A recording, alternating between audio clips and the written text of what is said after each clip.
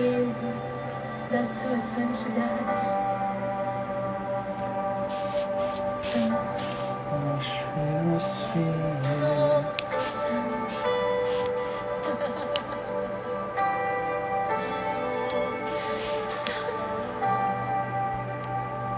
Shalom, pessoal. Mais uma semana abençoada. Búzios, Rio de Janeiro, que bênção.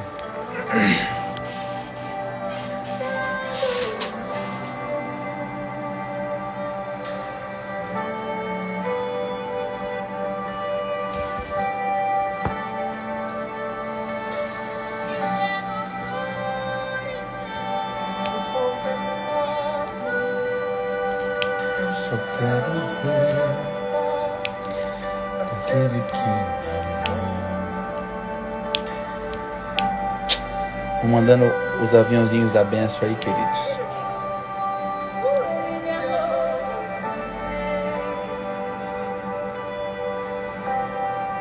Uma oportunidade para eu cantar. A gente conversa, viu, irmão? Vamos conversar primeiro.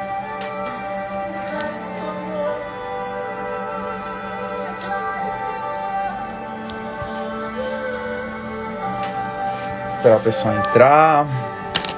Hoje nós vamos conversar sobre a adoração profética do rei Davi. O nome dessa música, o CD chama Imersão 3. O pessoal do secreto já tá cansado de ouvir ele. Eu não canso.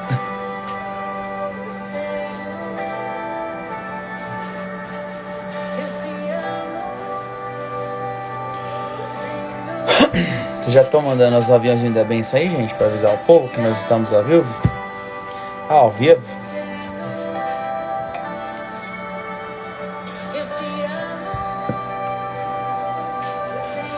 Vão colocando a cidade de vocês aí, gente. Francisco top. Não tem como não gostar de imersão, né? De vez em nunca, uma vez por mês aí eu coloco imersão, não tem jeito. Se não é imersão, é Maverick. Às vezes Elevation. Não tô cansado. Essa música mexe comigo. Quem ama Jesus é assim mesmo. A música mexe. Guarulhos City. É longe, hein, Francisco? Raul Soares, Osasco. Osasco também é longe.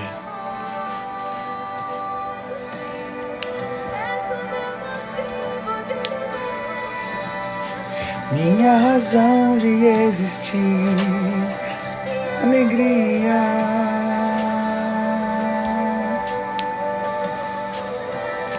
Cadê os aviãozinhos da bênção? Vocês estão mandando?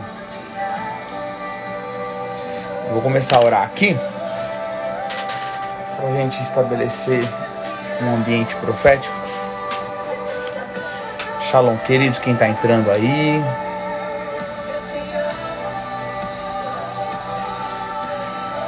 Se eu já li o livro da Rebeca Brown, acho que eu li todos, se deixar. Francisco é meu vizinho. Aí, ó, dá pra fazer uma vigília, uma célula. Olha os vasos entrando aí, ó. Que benção.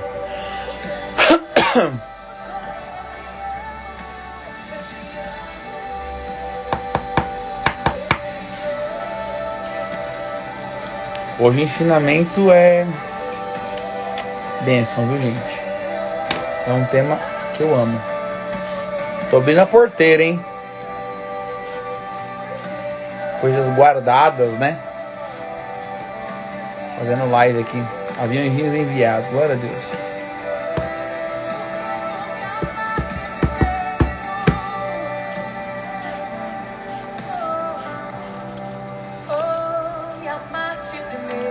A atmosfera, queridos, tá propícia hoje para adoração profética. Olha aí, ó. A presença de Deus já chegou, né? Queridos, então nós vamos orar, amém? Vamos colocar diante do Senhor esse tempo profético. Nós vamos aprender mais um pouquinho sobre a adoração profética. O ensinamento de hoje, queridos, é muito importante para a vida de qualquer pessoa. Não é apenas para adorar. O povo acha que a adoração é só para músico, né? Que seja quebrada essa religiosidade, amém?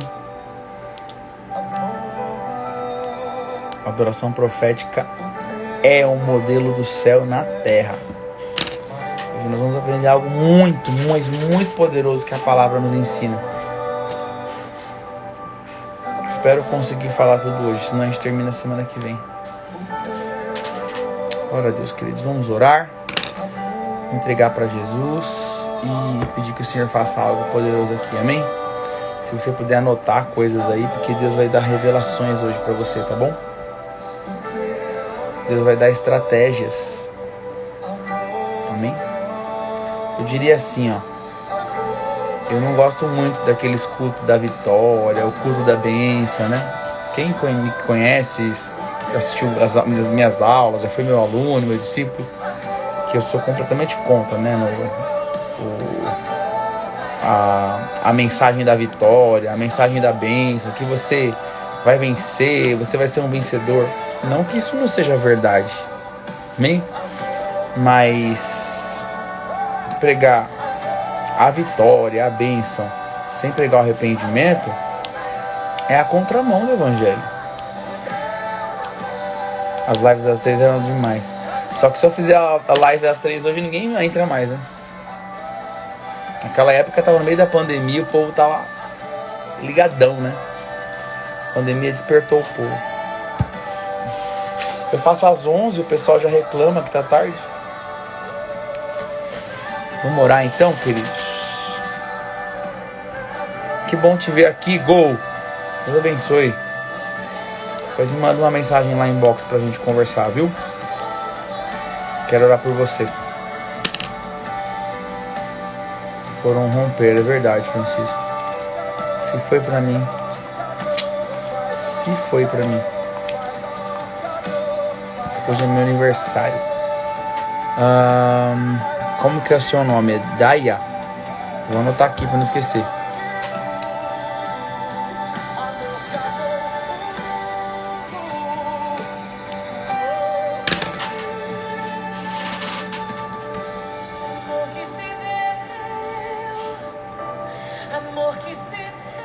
Essa música é linda mesmo, gente. Imersão 3. Eu vou deixar aqui meu papelzinho para orar pela Daya depois. Será que é esse nome mesmo? Daya? Daiane. Ok, Daiane Luana.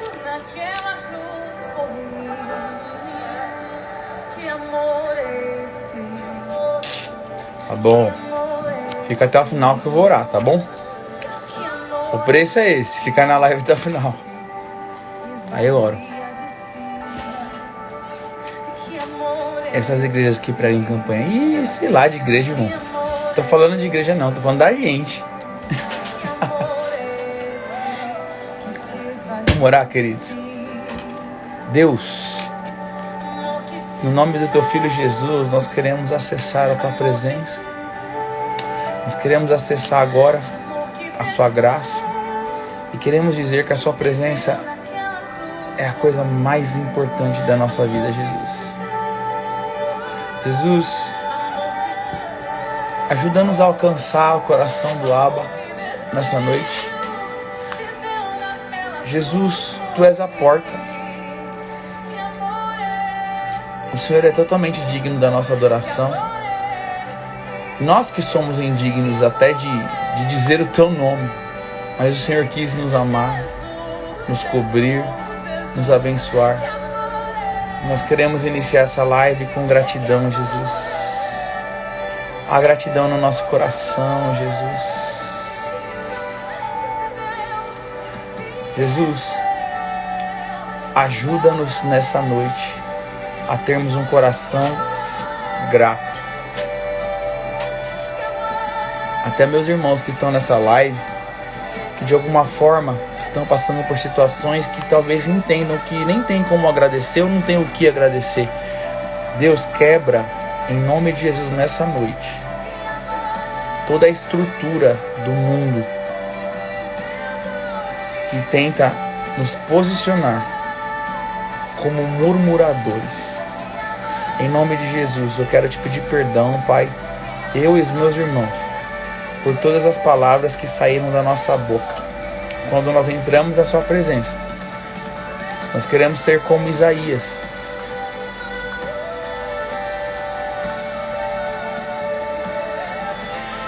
Isaías, quando viu a tua presença, Jesus, a primeira coisa que veio de confronto no espírito dele foi: ai de mim que tenho lábios impuros. Deus, a nossa adoração, que as nossas palavras sejam santas na sua presença, Jesus. Queima os nossos lábios nessa noite, Pai. Queima, Senhor, venha recolher situações de murmuração que nós despejamos aí pelo final de semana, nesse começo de semana. Rei, macho e queres. Ah, Jesus, perdão quando nós falamos mal das pessoas, falamos mal de nós, liberamos maldições, quando nós xingamos, quando nós amaldiçoamos. Ah, Jesus, como pode de uma fonte de adoração, que é a nossa boca, sair água doce e água amarga ao mesmo tempo? Ah, Jesus, lava os nossos lábios agora com o teu sangue. Em nome de Jesus, toca com o teu fogo, Jesus.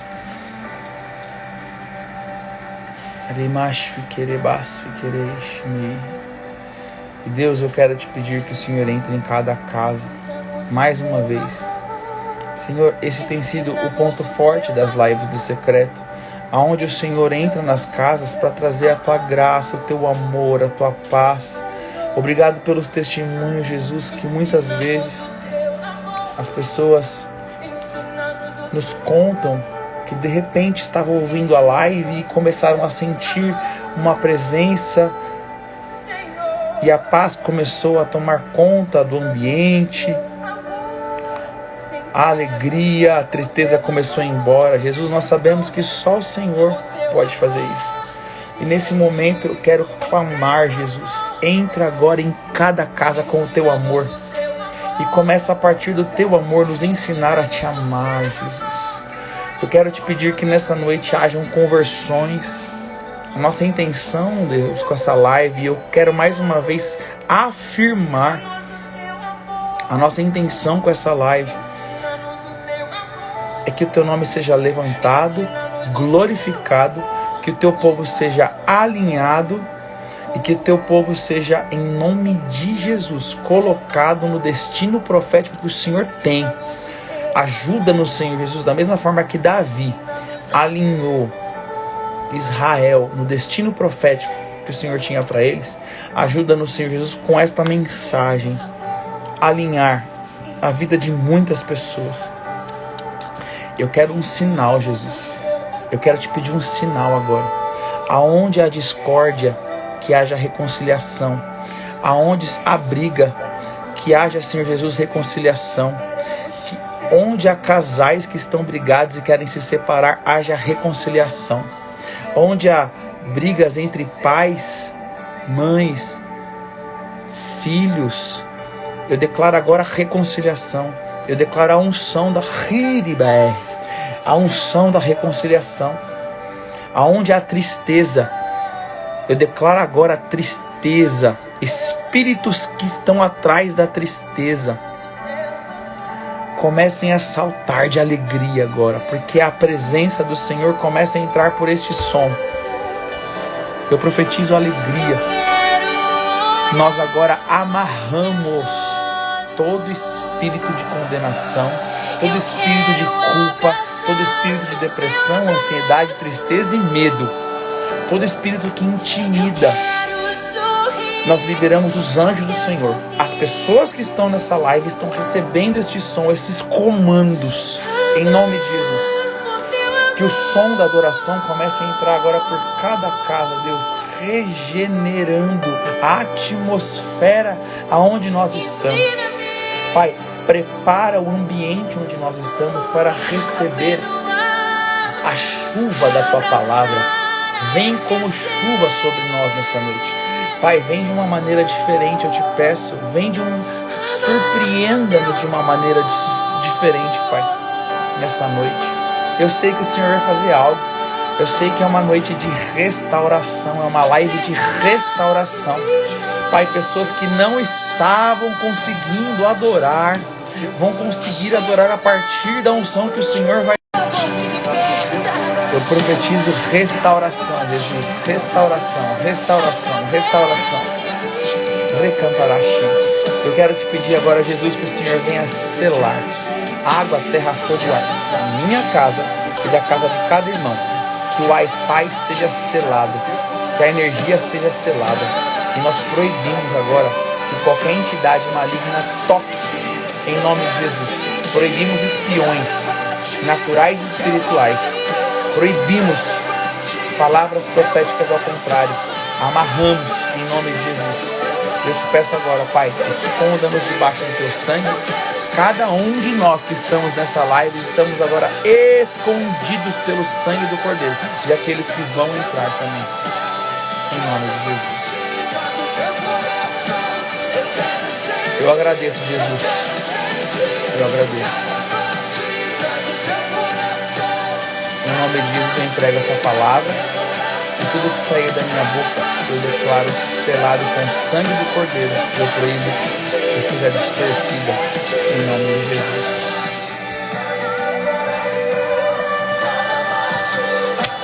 Amém, queridos? Semana passada nós falamos sobre a vida do rei Davi, né?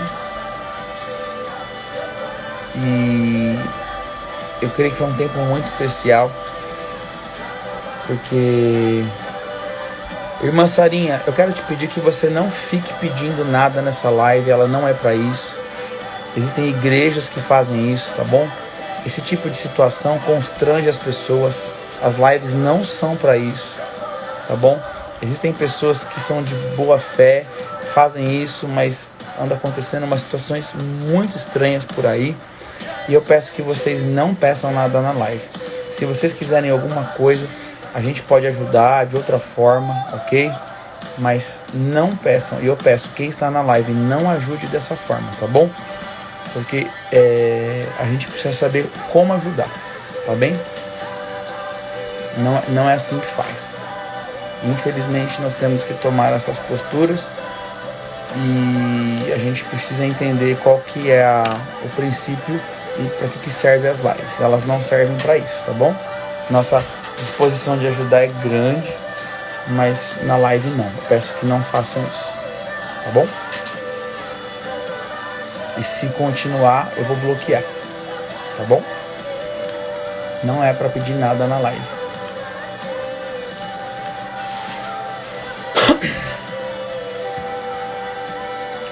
Nós vamos falar hoje, queridos, sobre o rei Davi. E semana passada eu falei sobre Davi da parte almática, amém? Quem não assistiu a live, eu peço que assistam para conseguir entender, né? Nós vamos continuar a vida do rei Davi, né? Semana passada eu trouxe um texto para vocês baseado em João 4, que diz assim, ó, Deus é espírito, importa que ele seja adorado em espírito. E antes disso, eu expliquei para vocês, ó, os verdadeiros adoradores adorarão em espírito e em verdade, tá bom? O que seria espírito e em verdade? Hoje nós vamos falar da parte espiritual, né, da adoração profética. Semana passada nós falamos daquela que é a verdade, porque aqueles que são de Deus, eles adoram no corpo, na alma e no espírito. E eu mostrei para vocês a adoração de Davi, que até na alma era de Deus. Eu expliquei para vocês sobre aquilo que está dentro da nossa alma e como Davi conseguia ser o homem segundo o coração de Deus. Por que que ele era o homem segundo o coração de Deus? Porque os sentimentos dele eram sempre equalizados ou ajustados com os sentimentos de Jesus. Ele tocava o coração de Deus porque ele sempre procurava ajustar as emoções e os sentimentos dele. E essa é a verdade, em espírito e em verdade. Ok? Hoje nós vamos falar sobre a parte profética, aqui em espírito. Deus é espírito e importa que ele seja adorado em espírito. Davi, ele foi o cara que mais trabalhou na história para a adoração profética, né? Tanto que ele recebeu uma chave no céu chamada Chave de Davi. Eu não sei se você já ouviu falar. Essa chave ela está profetizada em Isaías e está lá também em Apocalipse. De acordo com uma das igrejas do Apocalipse, a chave de Davi é aquela que a chave de Davi, quando abre uma porta, ninguém mais pode fechar. E se ela fechar uma porta, ninguém mais pode abrir. Ou seja, claramente a chave de Davi fala de portais, ok? Tudo o que falamos sobre conexão entre o povo de Deus e Deus precisa de um portal. Porque a conexão com Deus foi cortada por causa do pecado. Então o pecado, prestem atenção nisso, o pecado exige. Não, o pecado faz que haja uma exigência de um portal. Antes a conexão com Deus era livre, um livre acesso. Por que que Deus não se comunica mais com o homem como ele se comunicava com Adão e Eva? Porque a presença de Deus é fogo consumidor, justiça e juízo. Se Deus viesse em sua totalidade sobre a terra, tudo que está em pecado seria eliminado. Porque a glória de Deus é pura e ela purifica todas as coisas. Só que ela purifica purificando, ela destrói aquilo que é impuro. E se nós estivermos impuros, a presença de Deus em sua totalidade e plenitude nos destruiria. Então nós precisamos hoje do quê? De um acesso para chegar até a presença de Deus. E é um acesso que ele tem um código para se passar, ok? Através do sangue do Cordeiro. Antigamente Adão e Eva viam Deus face a face. E hoje só podemos ver a Deus através do sangue de Jesus. Cobertos, é como se fosse uma roupa protetora para que a glória não nos consuma. O sangue de Jesus que nos purifica de todo o pecado, ok? Davi tem uma chave com o nome, assim, a chave de Davi, que abre portas, tá? Agora, isso é um simbolismo, tá? Por que é a chave de Davi? Nós temos que entender o que Davi fez. Se você ler Salmos, como era a adoração de Davi, como nós conversamos semana passada, talvez você não entenda na profundidade. Então hoje nós vamos falar sobre a restauração do tabernáculo de Davi. E os códigos que estão dentro do tabernáculo de Davi são muito importantes para a gente entender, tá bom? Então vamos entender o que é o tabernáculo de Davi. Antigamente, houve o tabernáculo de Moisés, da qual tenho falado bastante. Tá? O tabernáculo de Moisés ele tinha 3 partes. O átrio, que era como um quintal, né? Tinha o santo lugar, que era uma casa feita de pano. E tinha um lugar, terceiro lugar, que era dentro daquela casa de panos, que ninguém podia entrar. Cada ambiente tinha alguns objetos no tabernáculo de Moisés. Então no pátio, que seria o quintal, ao ar livre, tinha uma mesa de sacrifícios ou um altar de sacrifícios para sacrificar animais e tinha uma pia para se lavar. Aí você entrava dentro da casa de pano, que era o lugar santo, tinha o quê? Uma mesa com pães, a menorá, que é essa aqui, ok? Tinha um incensário e tinha um véu que separava a terceira parte, e tinha a Arca da Aliança. E a Arca da Aliança simbolizava a presença de Deus.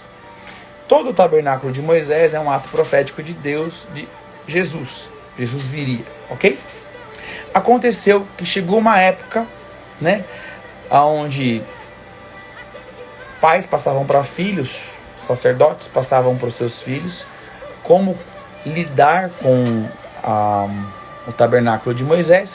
Chegou um tempo, o tempo de Samuel, onde os filisteus foram enfrentar Israel e eles conseguiram roubar a arca de dentro do tabernáculo. Na verdade, eles não roubaram de dentro do tabernáculo. O que acontecia? Toda vez que havia uma guerra, a tradição era: levem a arca na frente, adoradores, e por causa da adoração que o rei Davi ensinou, que é o que eu vou falar hoje, né?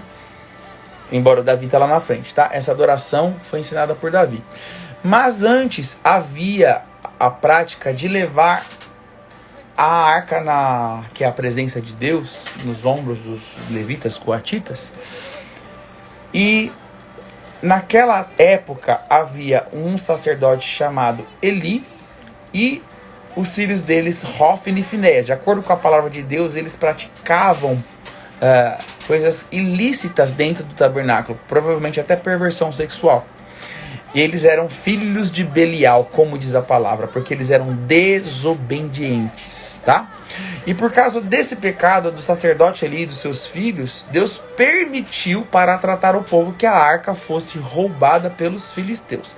Acontece que, quando a arca foi roubada, ela ficou muito tempo sem ir para Israel, né? Então, só que os filisteus, Deus tinha um propósito muito grande na arca ser roubada, porque os filisteus eram muito orgulhosos, eles eram muito poderosos, né? Eles tinham um deus chamado Dagon, que na verdade é Leviatã, que é o deus do orgulho. Eles eram extremamente orgulhosos, né? Por causa da sua pompa, da sua riqueza, do seu poder bélico, ou seja, da sua guerra, né? Eles faziam guerras poderosas. Eles só não conseguiam pegar Israel. Eles eram mais fortes e maiores que Israel, mas porque Deus protegia Israel até então. Naquela época, Deus permitiu.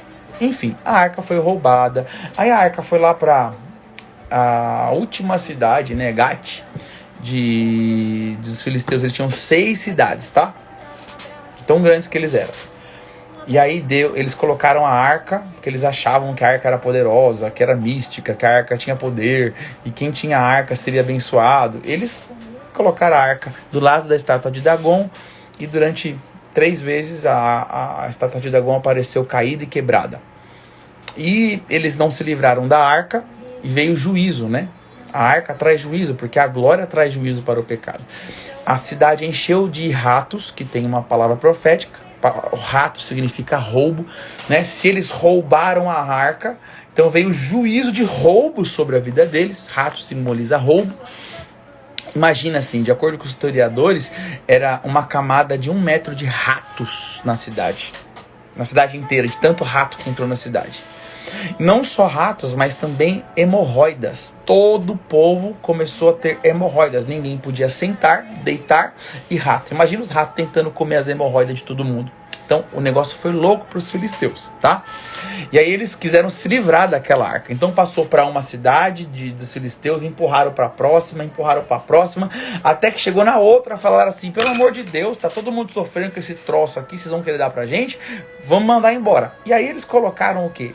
Em cima de carros de bois, porque era a tradição deles. Os deuses deles andavam em cima de carros de bois. As vacas leiteiras davam a direção, que era um dos deuses deles. Eles colocaram a arca em cima de um carro onde tinha 2 vacas leiteiras, e aonde a vaca leiteira levasse a arca, quer dizer que era o destino da arca. Enfim, levaram, a arca foi embora, e eles colocaram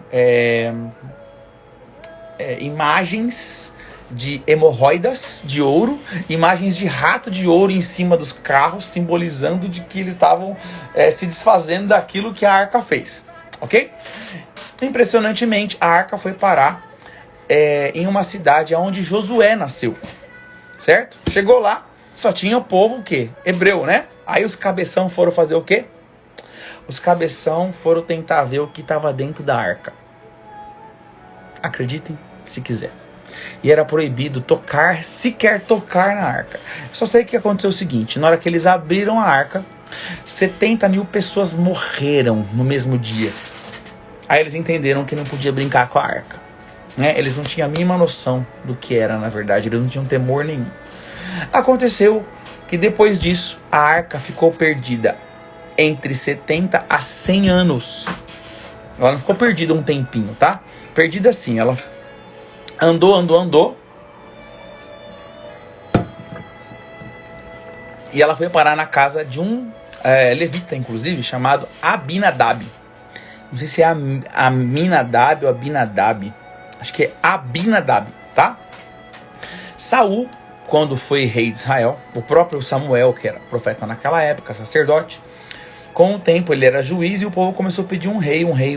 Aí Saul, ao mandado de Deus, já que eles querem um rei, dá um rei para eles.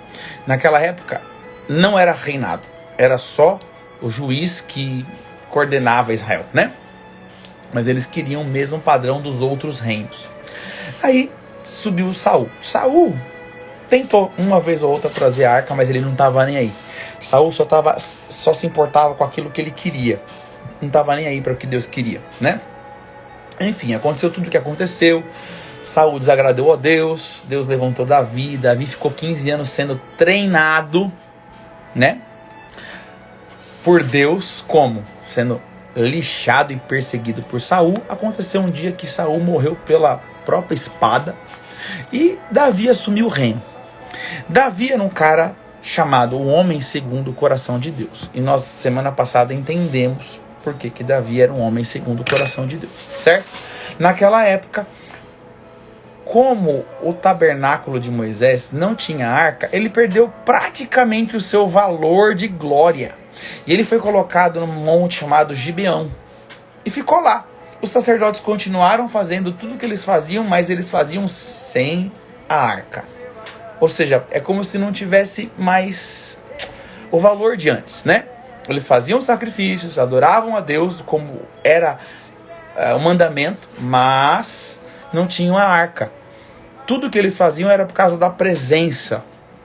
Aquilo que eles faziam permitia que a presença estava lá, estivesse lá, a presença de Deus. Só que a arca foi roubada entre 70 a 100 anos. Imagina, gente, 70 é uma geração, certo? Uma pessoa que vive 70... Existiram pessoas que nasceram e morreram em Israel sem ver a arca. Estão entendendo?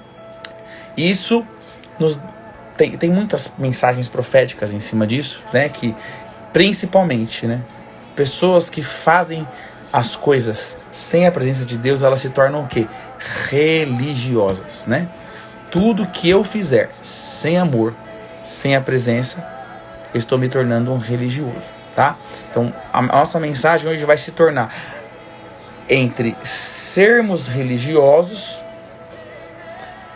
quebrarmos esse padrão na nossa vida e restaurarmos uma vida de adoração profética, que é o que aconteceu. Porque Davi, quando assumiu o reino, Davi ele só queria uma coisa, a presença.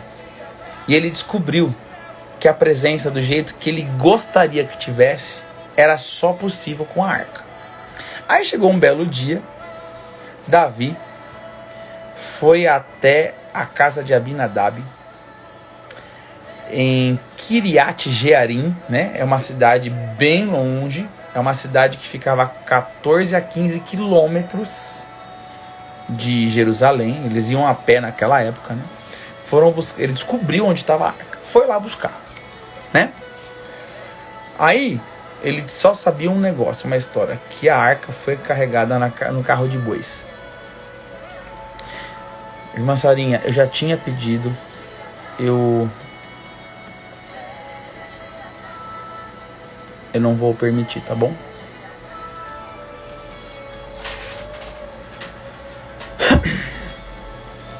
E aí ele foi até a casa de Abinadab, só que Abinadab não estava mais vivo naquela época, eram os filhos, né?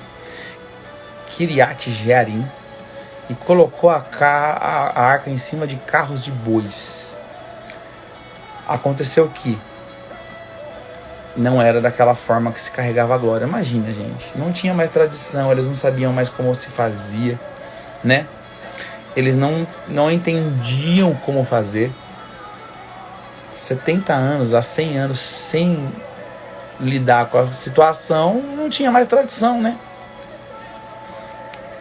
no meio do caminho, quando eles estavam carregando a arca em carros de bois, Uzá, que era um cara que era um coatita levita, quem que eram os coatitas? Eu preciso que vocês entendam isso, tá?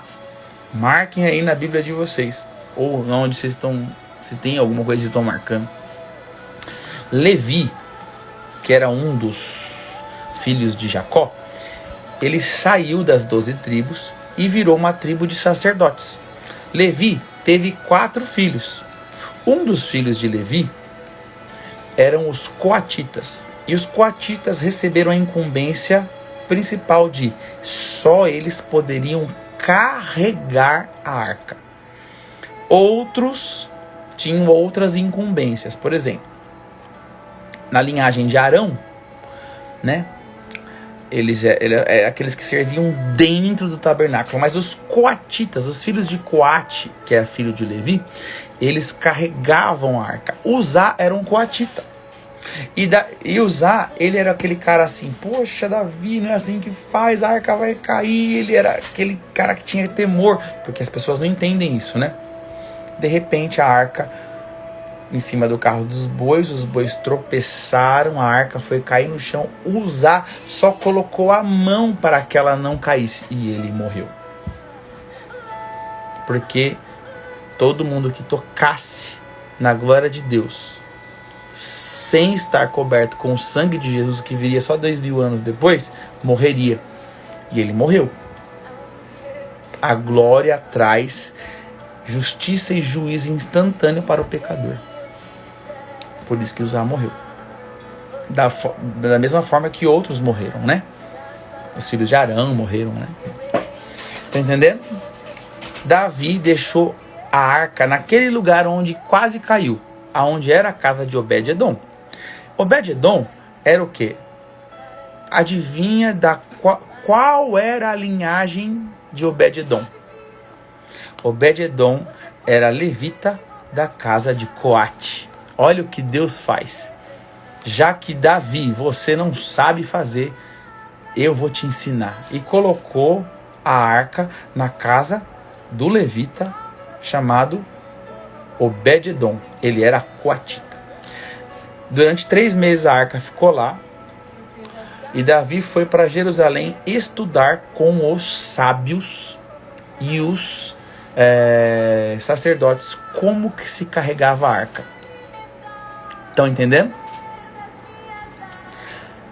Depois de 3 meses, Davi voltou. E aí ele sabia como carregar a arca. Ele voltou com em torno de 160 mil pessoas. Com em torno de 8 mil cabeças de gado. Por quê? Ele descobriu que a arca não poderia ser carregada sem sacrifício. Não há possibilidade de carregar a glória sem sacrifício. E como o sacrifício perfeito ainda não tinha sido feito, que é Jesus, precisava de sacrifício de animal para simbolizar, tipificar aquilo que Jesus faria. Não tem como ter adoração sem sacrifício. Não tem como ter uma adoração que suba diante de Deus sem estarmos cobertos com o sangue do Cordeiro. Por isso, Davi tem uma chave que chama a chave de Davi, que abre portas. Pegaram? Pegaram a arca, colocaram nos ombros dos coatitas. A cada 6 passos, eles faziam o quê? Construíam um novo altar. No 7º, 7 animais eram sacrificados. Animais perfeitos. E isso eles faziam ao som de trombetas, de símbolos, de dança e de canto. Em adoração. Olha o preço que Davi pagou para carregar a graça e a glória de Deus. Estão entendendo? A arca estava a 12,5 quilômetros de Jerusalém. Então imagina, a cada 6 passos, o 7º se construía um altar, E cada altar levava 3 horas e meia para fazer a expiação. Tô entendendo? Existem estudos que comprovam que Davi levou 16 dias para chegar com a arca da casa de Obed-edom até Jerusalém. Em torno de 7.000 a 8.000 animais foram mortos, muito sangue derramado, né? E sempre com cantos, danças, trombetas, músicos, instrumentistas tocando sem parar. 160.000 pessoas foram deslocadas para que tudo isso acontecesse. O que isso diz? Para mim e para você. Por que Davi era um homem segundo o coração de Deus? É só porque ele era o Davizinho? Olha o preço que ele pagou. Queridos, no Salmo 51 está escrito assim, ó.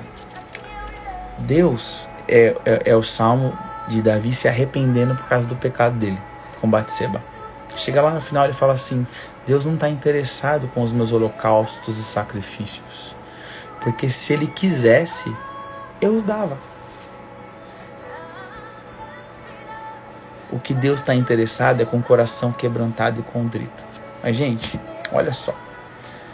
O cara que mais ofereceu sacrifício na história de Israel é o que fala: Deus não está nem aí com os sacrifícios que eu faço.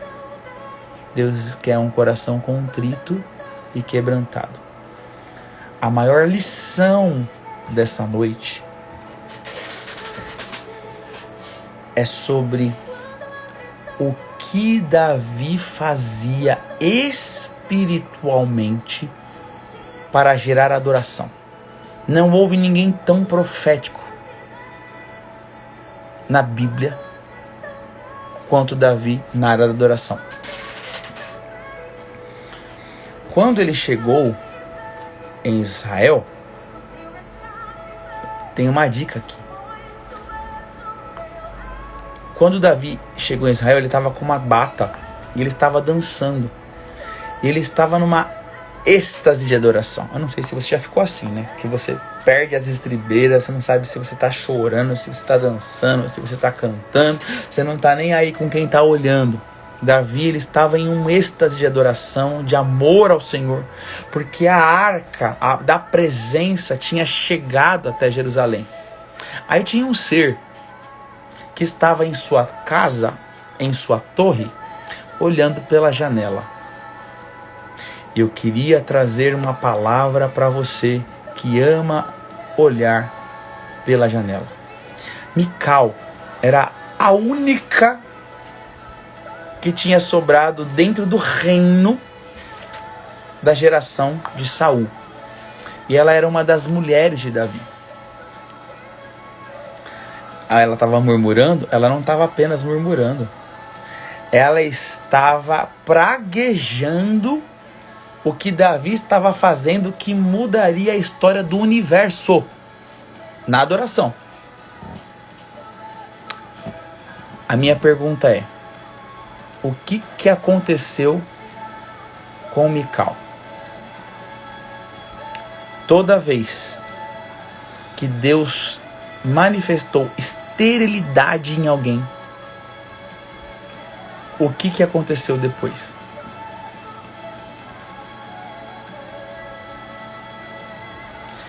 A esterilidade que Deus colocou em Mical, cumpriu-se a palavra que Deus disse através do profeta Samuel para Saul: você hoje poderia se tornar rei para sempre, Israel. Os seus filhos, os filhos dos seus filhos dariam o trono para o Messias. Mas hoje você perdeu. Aquele dia que Mical fez aquilo, ela estava indo contra o próprio Deus. Ela não estava falando de Davi. Ela estava falando contra o que Deus estava fazendo com Israel.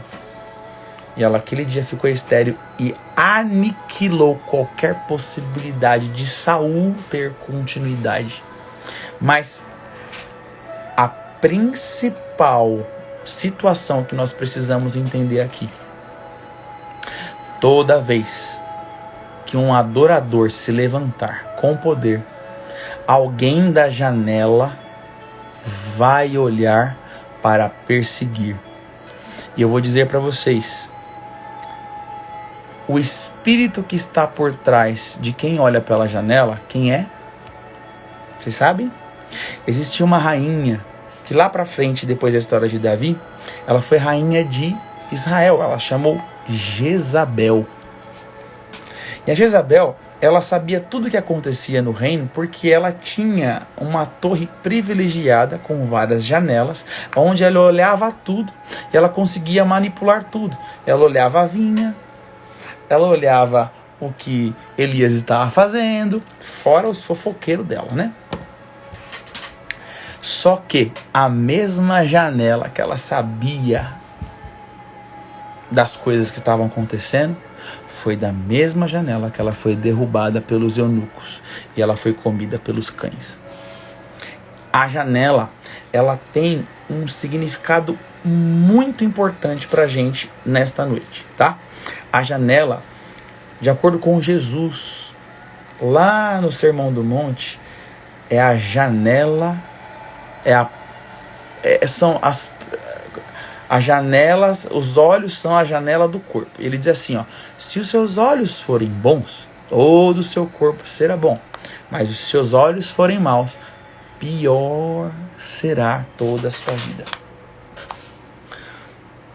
E aí dá um entendimento de corpo, alma e espírito serão piores. No mesmo texto, no mesmo capítulo, Jesus fala: cuidado. Quando você olha o cisco que está no olho do teu irmão, cuidado com a trave que está no teu. Mical, ela não estava nem aí para os pecados dela, mas ela estava aí falando mal, murmurando, amaldiçoando o trabalho do adorador. Falou que ele estava aparecendo, né, as partes baixas dele quando ele dançava. Onde já se viu isso? Isso denota o quê? Um espírito de religiosidade misturado com um ser que abomina a adoração profética. Hoje, qual que é o ser do inferno que luta contra os adoradores proféticos? Chama Jezabel. Sabe por quê? Quando se estabelece a adoração profética, a adoração profética traz o quê? A vontade, o coração de Deus para o ambiente. E aí, o ambiente profético é estabelecido, onde a palavra de Deus é estabelecida, onde Deus derrama a vontade dele e as pessoas que são obedientes fazem a vontade dele. Tudo isso começa com a adoração. É só a gente ver, por exemplo, o profeta Eliseu, ele profetizava quando tinha um tangedor. A adoração, quando ela é profética, quando ela traz a glória de Deus, ela manifesta os portais proféticos do céu, aonde, lembra da chave de Davi, que abre portas, ok? Ela está, e de repente a palavra de Deus, os pergaminhos começam a vir, né? As palavras do coração de Deus começam a manifestar. O espírito do inferno que luta exatamente contra um adorador profético é a Jezabel. E as características da Jezabel, elas são impregnadas na vida de um adorador profético que não está restaurado ou curado. Sempre vai ter uma Mical perseguindo um adorador profético. Certo? Davi era um cara blindado. Deus lutou por ele. Deus deu cabo de Mical. Tá? Eu não quero me ater a isso, mas o Espírito Santo está, né, borbulhando isso em mim. Eu queria dizer para vocês que a Jezabel, ela não é um demônio, tá? Como muitos falam por aí. A Jezabel, ela é o arquétipo de um ser chamado Rainha dos Céus. A Rainha dos Céus, ela tem 3 faces. Eu não vou falar sobre isso hoje, tá? Isso não é uma aula de libertação. Ela é adorada como algumas deusas por aí, tá? No Brasil tem uma grande, né? Tem várias que é adorado, né? Elas são 3, tá bom? No inferno elas são 3, elas são tridimensionais. O que seria a Jezabel? A Jezabel é uma arquitetura que a rainha dos céus faz dentro da igreja, porque fora da igreja ela tem outro nome. Dentro da igreja ela atua como Jezabel. Mas a Jezabel é só um arquétipo, é o tipo de atuação, né?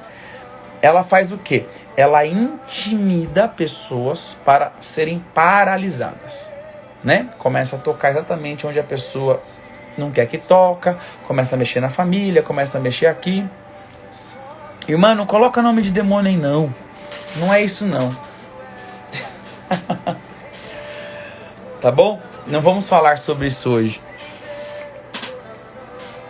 É quase isso, mas não é, tá bom? E como que ela atua principalmente? Manipulação, controle, sensualidade, que é o falso amor, perversão sexual e quando ela pega o líder, torna o líder um líder passivo, que dá autoridade para outro. Então sempre vai ter um controlador, um manipulador, né? Agora, como que ela age no adorador profético? Estabelecendo portais do inferno. Quando ela estabelece portais do inferno, através dos olhos, ou através de outros lugares, por exemplo, existem portais no nosso ouvido. Ou você ouve a voz de Deus e obedece a voz de Deus, ou você ouve o quê? A ofensa, que a ofensa desce para o coração e prende o teu coração com amargura, certo? Um dos os portais que Jezabel mais usa, por exemplo, Mical, se Davi ouvisse Mical, o que ia acontecer? Ele ia ficar ofendido, ia ficar cheio de ira, de raiva, e aí uma pessoa cheia de ira, de raiva, de ofensa, de falta de perdão, não pode ser o portador da glória. Então, o portal do ouvido e o portal do olho. O outro portal é o da boca, lembra que nós oramos no começo? Uma fonte não pode sair água amarga e água doce, tá bom? Os olhos falam muito daquilo que entra. E janela, por exemplo. Como que chama o principal programa de computador? É o Windows? O que é o Windows em inglês mesmo? Janela. Entenderam? Qual é uma das principais arquiteturas da Jezabel para destruir o adorador profético? Se o adorador profético cair na arquitetura da Jezabel, ouvido com ofensa, pornografia, murmuração, ele vai deixar de ser um adorador profético, ele vai se tornar um adorador ao contrário. Tá bom? É só ficar a dica aí, porque quando Davi chegou em Jerusalém, tem esses códigos aí pra gente entender, tá bom? A Jezabel, ela vai atuar exatamente contra o adorador profético. Porque se não houver adoração profética, não tem profecia. Aí ela consegue trazer o falso profético. Por isso que tem tantos falsos profetas. Para falsos profetas que atuam em um ambiente que não tem adoração profética.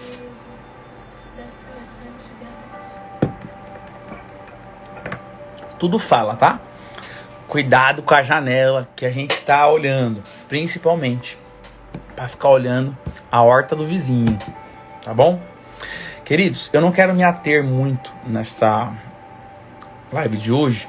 Eu vou continuar, tá bom? Essa live sobre adoração profética na semana que vem. Tem muito assunto. Na semana que vem eu quero falar especificamente sobre a restauração do tabernáculo de Davi. O que acontecia com o tabernáculo de Davi? Por que Deus amava Davi e por que Deus amava o tabernáculo de Davi? E o que o tabernáculo de Davi, como ele funcionou, tá bom? E como o tabernáculo de Davi pode nos trazer códigos muito fundamentais para a nossa vida, tá bom? Mas eu queria dizer para vocês, como que se estabeleceu o tabernáculo de Davi? Alguns dizem que ele desmantelou o tabernáculo de Moisés e fez só o tabernáculo dele, mas era um projeto de Deus, tá? A gente tem que entender. Porque aquele povo ficou tanto tempo na religiosidade, que é? Fazendo e trabalhando sem amor, sem a presença. Isso se torna um trabalho, um mecânico, uma automatização. Davi veio e quebrou. Por que Deus amava tanto Davi? Porque Davi quebrou o sistema religioso da época. Ele lutou com todos os príncipes que estavam atuando sobre os príncipes do inferno, que estavam atuando sobre Israel. Um dos príncipes do inferno era Jezabel, personificada na Mical, e ela caiu. Da onde? Da janela? Bom, espiritualmente sim, né? Um outro espírito que caiu era Beelzebu. Por quê? O povo de Israel estava adorando a Deus sem a presença há 100 anos. Queridos, o que é adorar a Deus sem a presença? Quem consegue? Ah, muita gente consegue. Davi fez uma tenda e colocou a Arca da Aliança dentro da tenda. O que é a Arca da Aliança, queridos? A Arca da Aliança é isso aqui, ó. É uma caixa de ouro com 2 querubins que ninguém poderia abrir. Dentro da arca tinham 3 coisas, tá? Tinha um prato com maná do deserto, tinha a vara de Jessé, né? Que é a vara de Arão, que floresceu, né? Com folhas e frutos. E também tinha a tábua dos 10 mandamentos. Ninguém poderia abrir a arca, tá?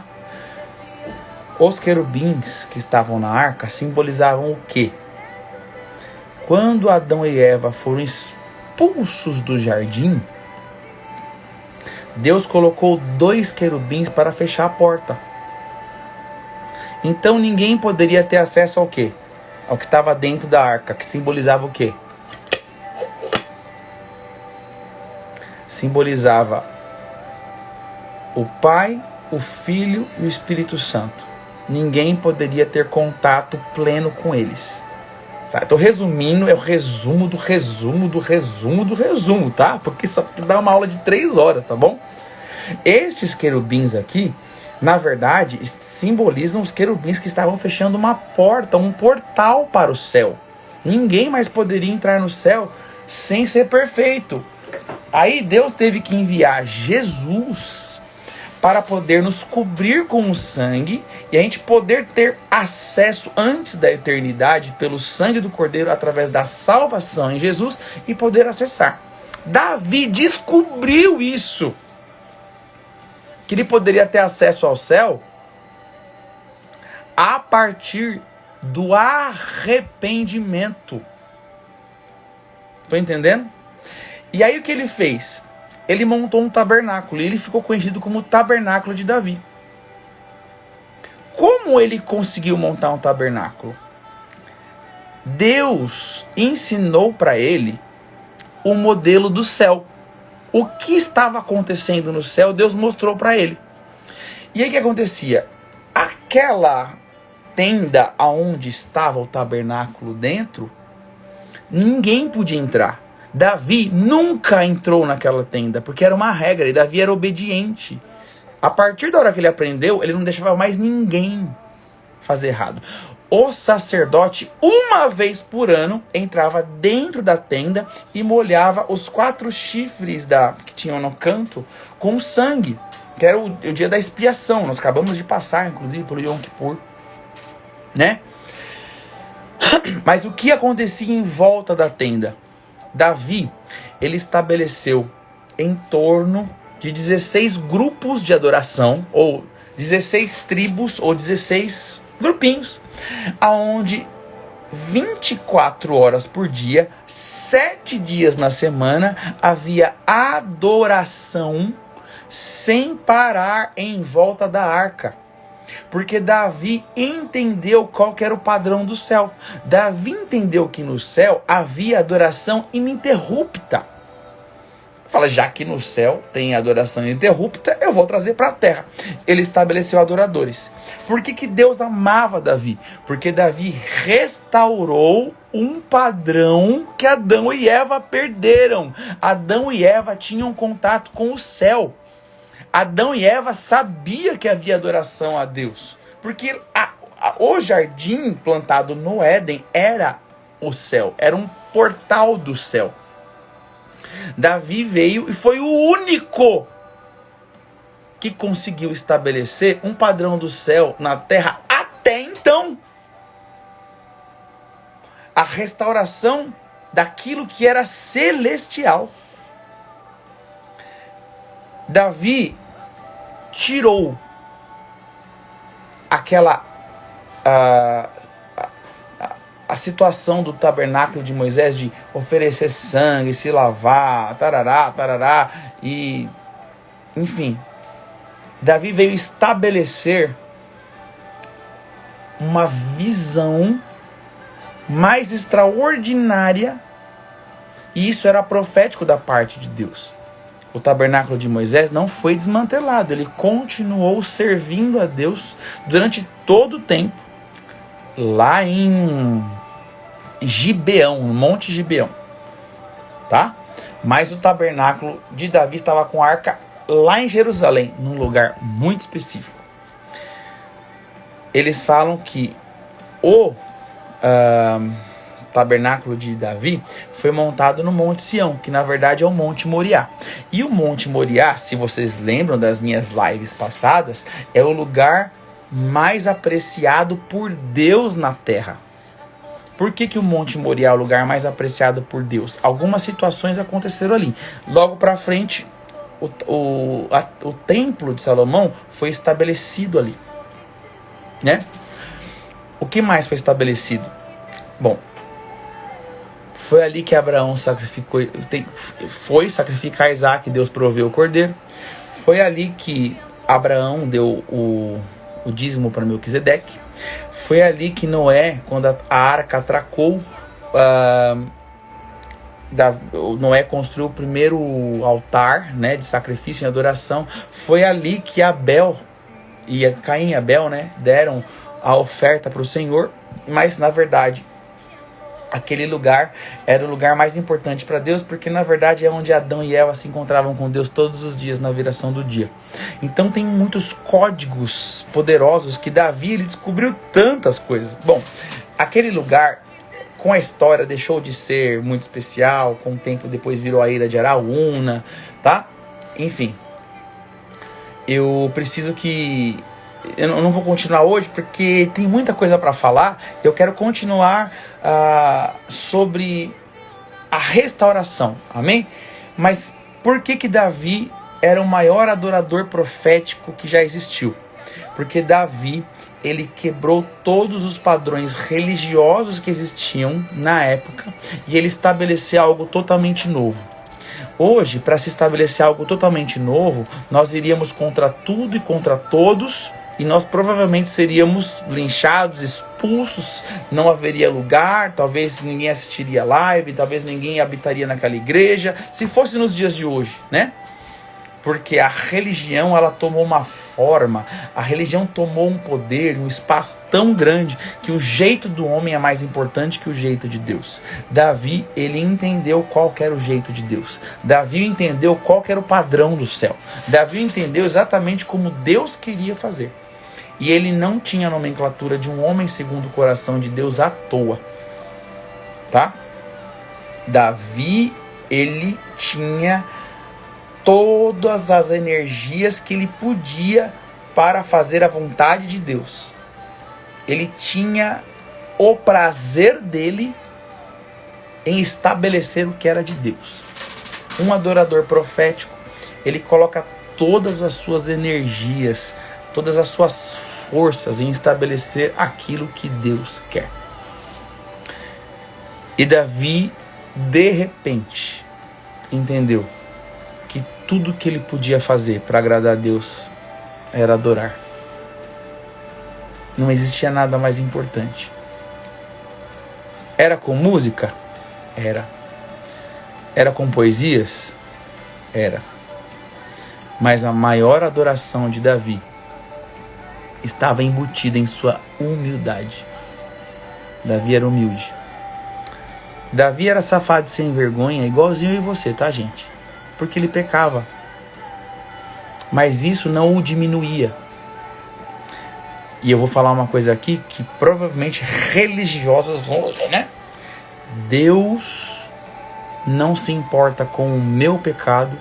Deus não se importa com o seu pecado. Porque Deus se Deus se importasse com o pecado, ele teria fulminado Davi. Sabe por quê? Pecado não é um problema para Deus. Ele veio para o pecador. Jesus, quando veio, não foi aceito pelos religiosos. Então ele estava com quem? Com os pecadores. Ele pregava, aí os pecadores se arrependiam. Sabe qual que era o código de Davi? Ele pecava, mas ele se arrependia. O principal código de Davi era a humildade através do arrependimento. O tabernáculo de Davi, ele não é apenas adoração e música, mas tem a essência de Davi nele. A principal essência de Davi era, quando ele errava e Deus o confrontava, ele se arrependia do jeito mais extraordinário. E isso, Deus ficava, é meu filho, esse é meu filho. Deus se derretia com Davi. Eu quero provar para você que Deus não tem problema com o pecado. Deus não tá nem aí com o teu pecado, nem com o meu. Os crentes tentam pregar assim, você é pecador, Deus se afasta, Deus vai te julgar, Deus vai mandar um raio na tua cabeça. Se afaste, pecador, de perto de nós. Aí sabe o que Deus faz com o pecador? Vem aqui comigo, deixa eles lá, filho. Lá no jardim, se Deus tivesse um problema com o pecado, quando Adão e Eva pecou, Deus desceu no jardim para chamar eles? Desceu ou não desceu, gente? Só vocês dizerem. Deus veio procurar Adão e Eva. Quem tem problema com o pecado é a gente. Deus não está nem aí com o pecado. Ele é santo. Deus desceu para chamar Adão e Eva do jeito que ele chamava todo dia. Deus sabia que tinha pecado no jardim? Sabia. Mas quem que teve problema com o pecado? Deus ou o homem? O homem se escondeu. Sabe o que o pecado faz? Separação. A primeira coisa que o pecado faz é culpa e condenação. Tem muita gente ouvindo essa live que está cheio de culpa e condenação e não acha mais que pode ser um adorador profético ou um adorador poderoso na terra. Está cheio de pecado. Queridos, Deus não tem problema com o teu pecado. Pega o teu pecado, sabe o que você faz? Vai para os pés de Jesus e apresenta Ele. Jesus morreu exatamente pelo pecado. Ele não vai ter problema com o pecado. É só apresentar para Ele. A maior característica de um homem segundo o coração de Deus, de uma mulher segundo o coração de Deus, não é que ele não é pecador, mas é que ele diariamente apresenta os pecados dele diante do Senhor. Confessa. Pede ajuda. Estão entendendo? A restauração do tabernáculo de Davi precisa acontecer hoje. Semana que vem eu vou falar cada característica do tabernáculo de Davi. Mas ser um adorador profético precisa ter esse código de Davi.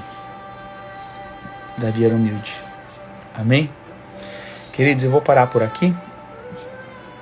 Falei bastante hoje, né? Muita informação. Mas eu creio que Deus falou poderosamente com a gente. Amém? Vamos cuidar com o fermento da religiosidade.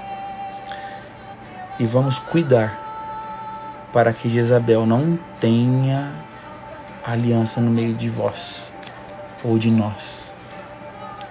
Tá entendendo?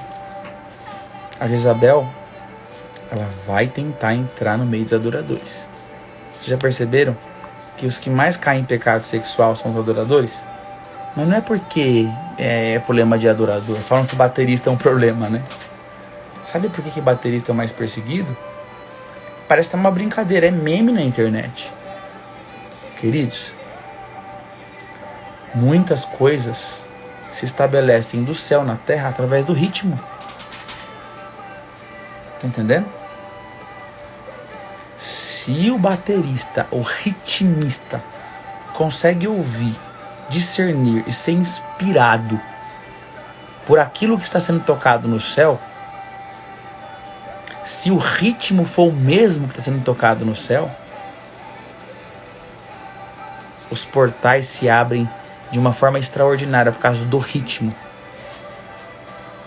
Se a melodia que o adorador estiver cantando ou tocando for a mesma que está tocando no céu, portais poderosíssimos se abrem. Eu falei isso numa outra live do som do céu. Por que os adoradores são perseguidos?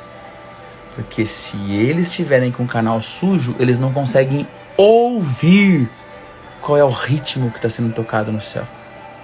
Qual é a melodia que está sendo tocada no céu. Qual é a harmonia.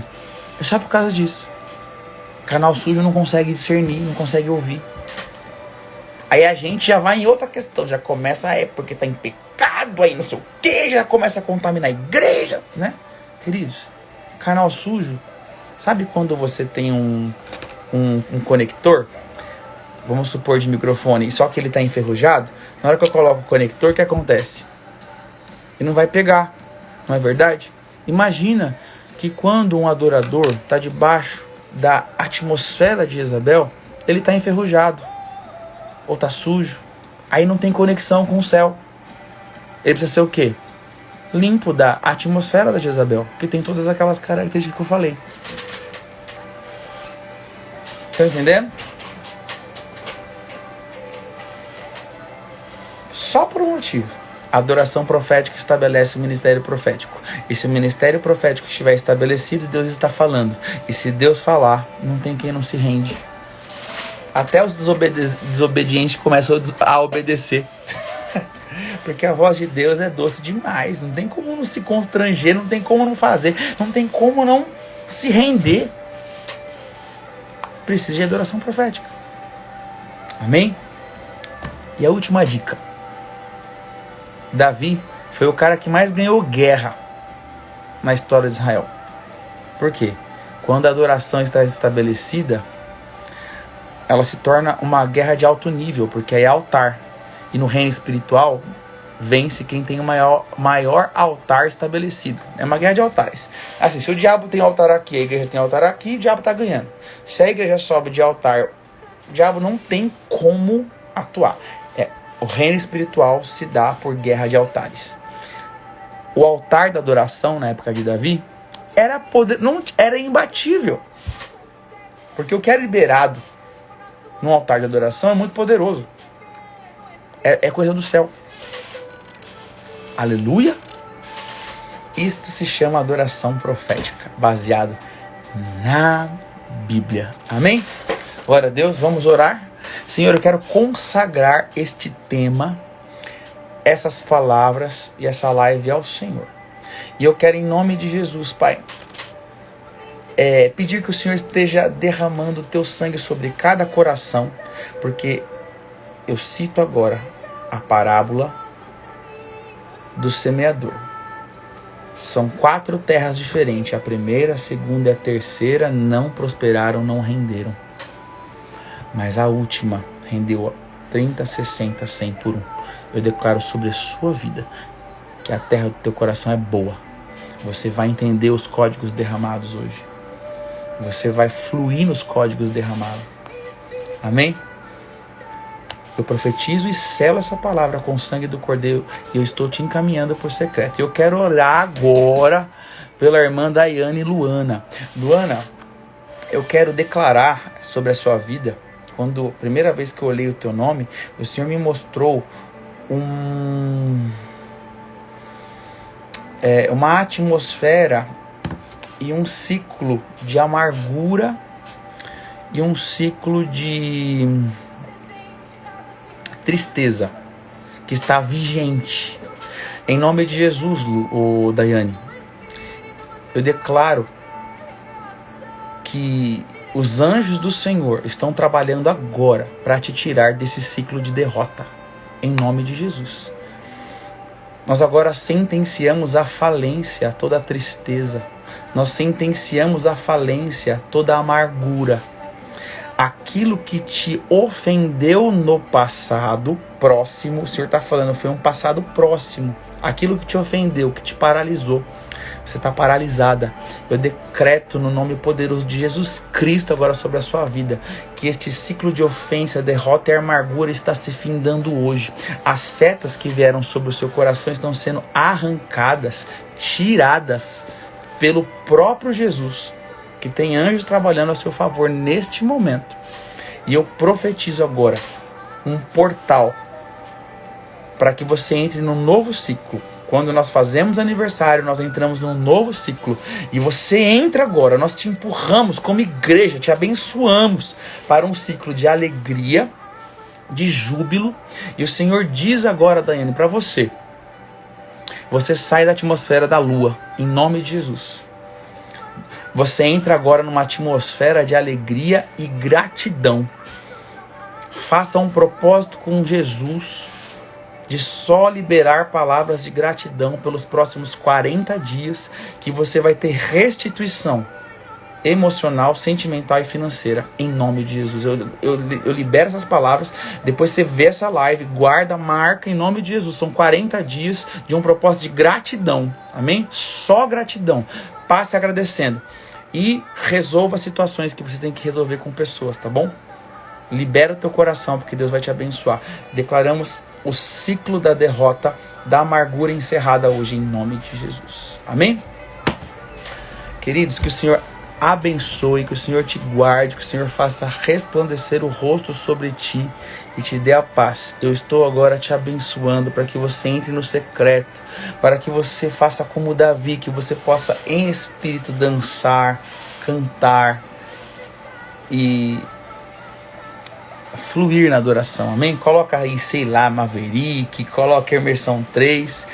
Eu estou te abençoando só pro secreto. Você não vai fazer outra coisa, você vai entrar no secreto. Essa é a live do secreto, amém? Em nome de Jesus, vá lá adorar. Curta a presença do Senhor. A live vai ficar gravada, tá bom? Beijo no coração, queridos. E amanhã a gente tem live de novo. Não vai ser de adoração profética, tá bom? Eu vou entender de Deus do que é. A adoração profética eu vou continuar. O Tabernáculo de Davi, segunda-feira que vem. Toda segunda-feira, adoração profética. Beleza? Divulga aí, queridos.